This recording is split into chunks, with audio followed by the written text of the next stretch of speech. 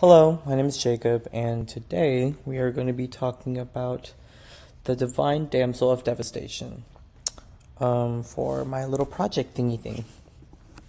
So, for our topic introduction, I wanted to talk about how I formed the idea of the reason why I picked this, the Divine Damsel of Devastation. And the reason why I picked it was because I was in the midst of wanting to do traditional Chinese opera music or video game music. And it was a war. And so I found a compromise and I was able to find something from Genshin Impact, which I will be talking within the next slide. So without further ado, let's get started. So the reason why I wanted to pick gaming music was because, I really like playing games, and they always keep me interested, especially Genshin Impact during COVID time. And the visuals are extremely pretty, as you could see with the pictures right here. And as well as I wanted to do traditional Chinese operas because I already got exposed to Chinese opera before, but I never really had a second thought. And so with this opportunity of this project, I wanted to dig a little deeper to see what they do, because it's not very it doesn't happen a lot, or it's not very popular within the U.S. So it just gives me another excuse to do some research.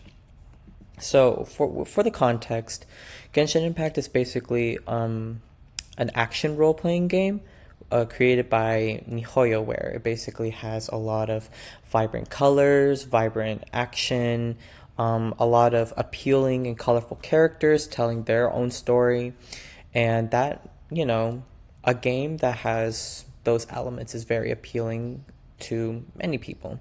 And so one of these characters is a Chinese opera singer, um, and her name is Yunjin. So she tells the story of this woman right here. Her name is Xinhe, and basically, to give you guys a little bit of context of who these two are, is Chinese opera singers traditionally sing legends and fables or tales or anything like that of the past that's able to teach people in the present lessons. And along with the way how they're telling the story, they're doing it in singing, motion, gestures, and things like that. That's extremely niche, and it's interesting to see. So in this context right here, there's this woman named Xinhe, and she basically has gone through a lot, and she's like 1,000 years old. And with time, it kind of sort of carries through, and it travels all the way to present time, which becomes a legend. And so Yunjin right here is a that travels around and performs for people of these legends. So, and this correlates to what Chinese opera singers do, with their intricate makeup and their costumes. They're very, very colorful in appearance. And not only do they have that, they're also very acrobatic and do a lot of moving and gestures with their hands, body, facial expressions, even, and things like that. And while they're explaining the story, these stories have extremely symbolic material, as I said in this slide right here, where it can mean like a crane that's flying in the sky can mean freedom, or a rock that is unshaken could mean a very stern character.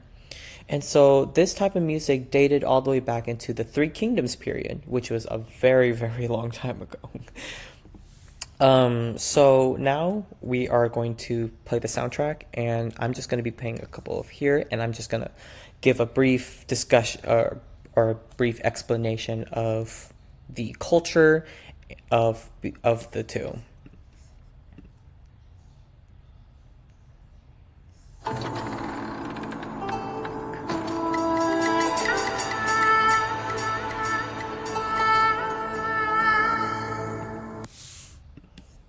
So right from the get-go, whenever this happened, oh, excuse me.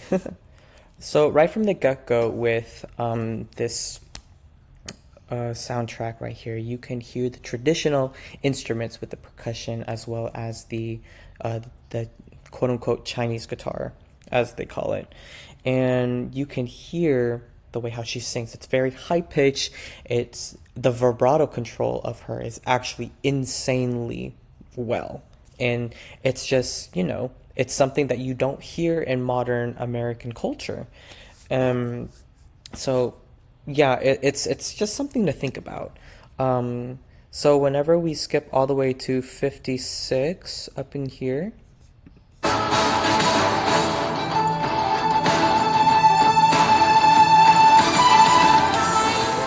so with that snippet, you can hear the modern orchestra playing, and I cut it a little bit late, but you heard the Chinese opera singer Yun Jin.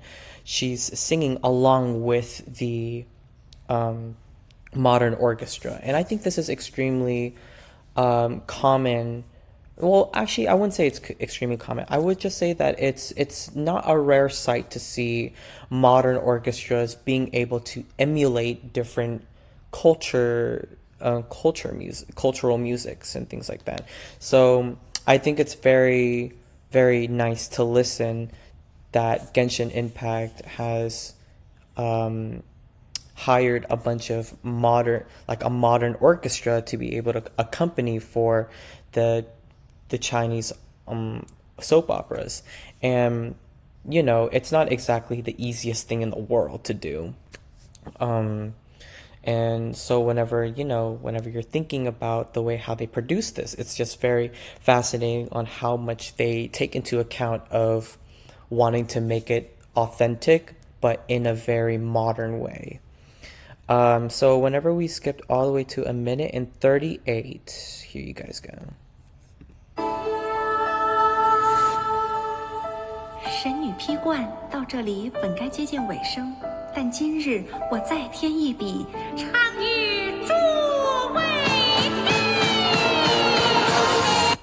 So, whenever you guys were listening to her speak, it's like very normal, and she's just narrating the story. And that's what's extremely interesting about Chinese operas.